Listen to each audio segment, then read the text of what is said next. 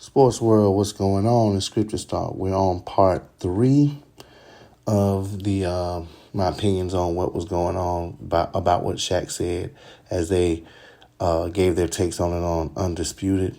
Again, the link to the video in its entirety is in the description, along with the links for donations. If you would like to leave them, they would be greatly appreciated. Before we get started, if you don't mind, please hit the like button for the video and subscribe to the channel. I would love to see this channel get off the ground, and I would love to send a shout out to people like Too Raw for Sports, Dreamers Pro, LDBC, Angry Right Hoops Fan. There's just a plethora of people out there that are giving you true, fresh perspectives, or at least true, complete perspectives, so everything is not so one-sided by the mainstream media. I had a video on my channel called LeBron James, a Man of Many Faces, and today I read a comment by somebody that called mainstream media lamestream media. I'm going to put that as an honorable mention under LeBron's influence in the game. But real quick, let's listen to what Skip had to say, and then I'll come back with my opinion on that. Okay, first allow me to congratulate Chris Broussard because his opening salvo and attempt at spin control on this topic was off the charts. Never been accomplished before on this show. I think... I'm going to read the quote again. But nobody was ever scared of LeBron. Right. Not this year. Ever. Right. Nobody was ever scared of LeBron. Shaq is a great communicator, and I don't think he stuttered on this. That's what he was saying because that's what he believed. And I told Shannon to open this show that I rank Shaquille O'Neal as my third greatest player of all time because he was as feared as any player this side of Michael Jeffrey Jordan. We're talking about cold-blooded killers on the basketball court. We're talking about striking fear in someone's heart. This quote from Shaq is the essence of what I've said about LeBron James since my days 2004 to 2007 on Cold Pizza on ESPN2. The difference between Jordan and LeBron is you've got cold-blooded killer versus nice guy. LeBron is too nice of a guy. LeBron badly wants to be loved by everybody. Jordan wanted to be loved by nobody. You know it, and I know it. It's the essence of competition at the very highest level. The reason LeBron didn't strike fear is that as great as he was, 6'9", 270, I've called him the greatest driver of the basketball ever because nobody could freight train to the basket like LeBron James. Ambidextrous at the rim. I got you. But in the end, when it is closing time, nobody feared LeBron because he's not a give me the damn ball and get out of my way closer the way Jordan was, the way Kobe was, or the way Shaq was. But he didn't mention that. First of all, Shaq wasn't the closer, Kobe was. But he didn't mention that, Jordan. He didn't mention Kobe. He mentions Giannis.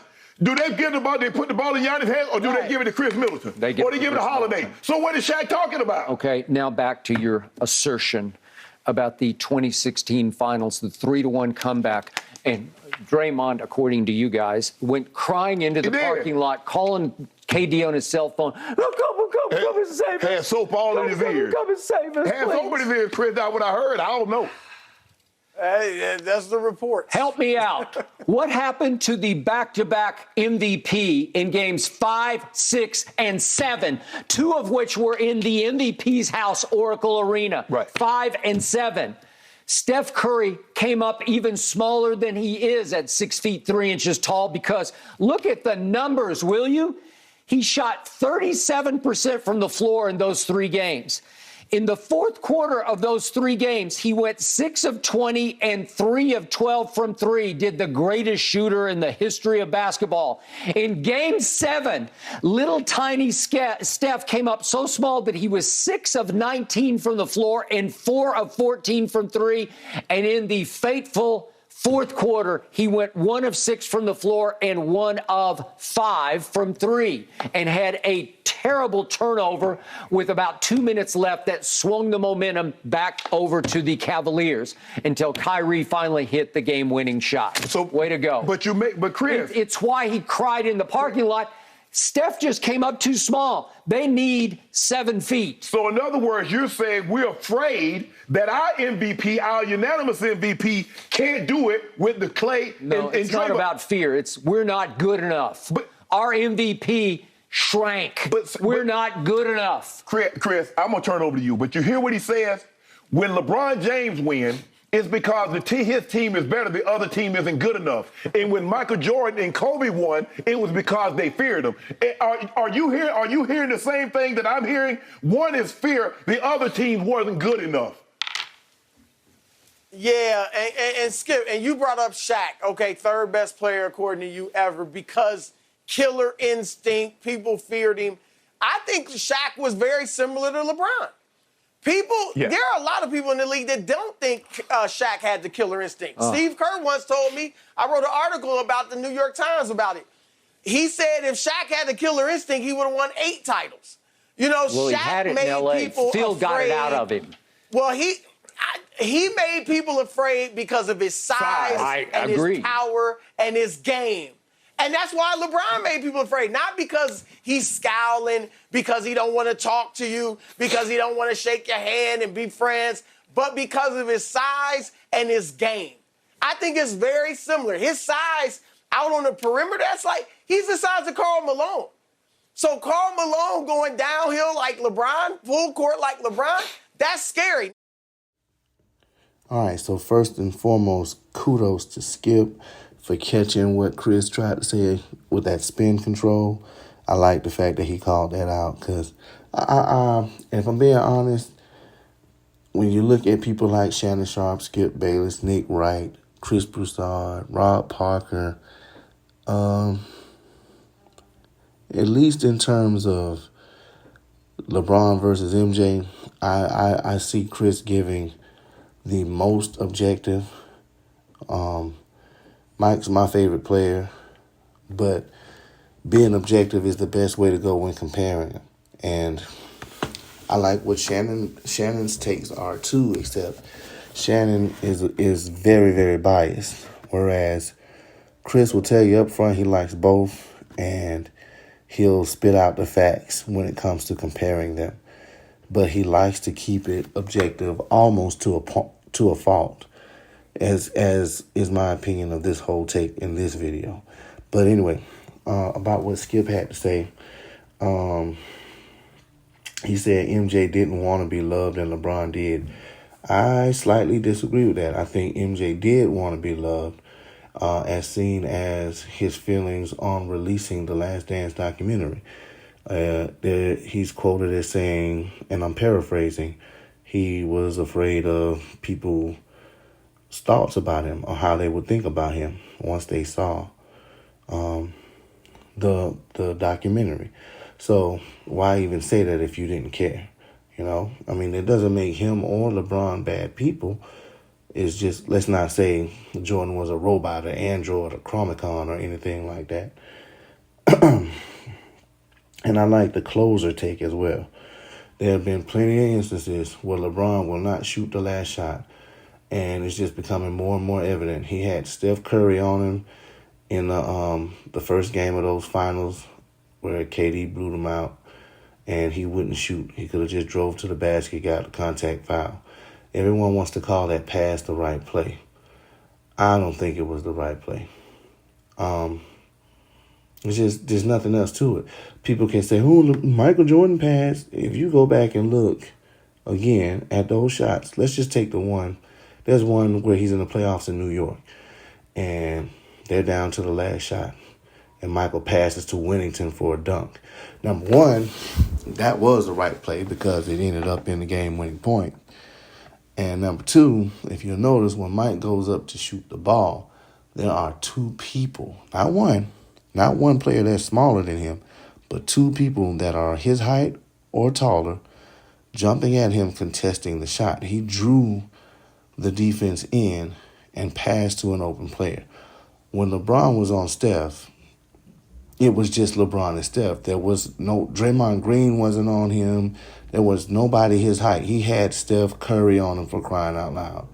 And then there's one in Utah where Jordan passed to Kerr.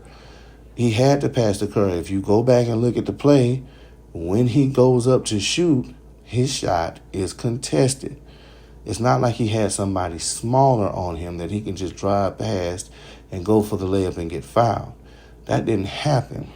So people like Nick Wright or Shannon Sharpe, they like to say, Jordan passed the ball too, but you've got to put it in context. Context is a major word that helps to explain why Jordan is better than LeBron. When you take their stats and put them in context, there's no argument. Facts over feelings. I need to get that on the shirt. Shout out to Chris Broussard for saying that. You're bringing feelings to a fact fight. I like that. And there's one more thing I want to point out. You'll notice if you ever watch any clips of Undisputed or any segments, Shannon goes first, Skip goes second. Shannon always gives his points. He gives his adages and things like that. You might hear Skip saying, yeah, right. He'll very rarely interject. I won't say he won't interject at all, but he'll very rarely interject. But whenever it's Skip's turn and he does that, okay, you'll notice that when he gets on a roll, the same way that Nick Wright does to Chris Broussard on First Things First, Shannon will do that to Skip.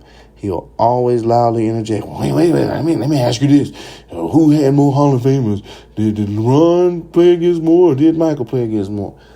And I mean, all you gotta do is flip that and say, well, LeBron had more on his team than Michael did, so that negates that argument. But my point is, whenever Skip's on a roll and starts waxing so eloquently as Stephen A. Smith might say, then Shannon's always got to interrupt him. And then he tried to flip the not good enough versus fear thing, because Shannon's whole angle was the Warriors weren't good enough to beat the Cavs, or at least they felt like they weren't. So they went out and recruited KD.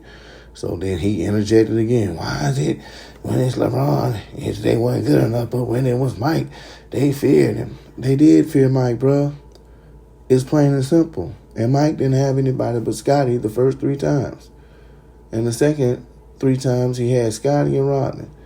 No disrespect to Steve Kerr, B.J. Armstrong, or even Horace Grant. Horace Grant should get more flowers, in my opinion, but he wasn't all-star level. Do we hear about any of the players I just mentioned other than Rodman and Pippen being in the Hall of Fame? No. Steve Kerr might make it in because of his coaching, but it won't be because of the Bulls. But LeBron's got a whole roster of Hall of Famers and All-Stars and people like that. You name them, you're going to come up with 7 or more. So anyway, then he tried to bring up, Skip tried to say that Shaq and LeBron are similar. It was either him or Shannon. But my whole thing is Shaq is nowhere similar to LeBron, regardless of if he has killer instinct or not, or had it. That was Chris Broussard, as a matter of fact. They feared Shaq because of his size. Yeah, I'd fear his size too. But the point is, LeBron's game is full of holes. The only issue that Shaq really had was his free throws. His free throws were horrendous. But LeBron is in the mid-70s, and I might be being nice with that. Shaq was a center. So you can't talk about his three-point shooting or his mid-range shooting. He was a true center. He got down in the post and waited for the ball, which is why Kobe was able to shine so much, because Kobe was the shooting guard. He was doing what Mike was doing.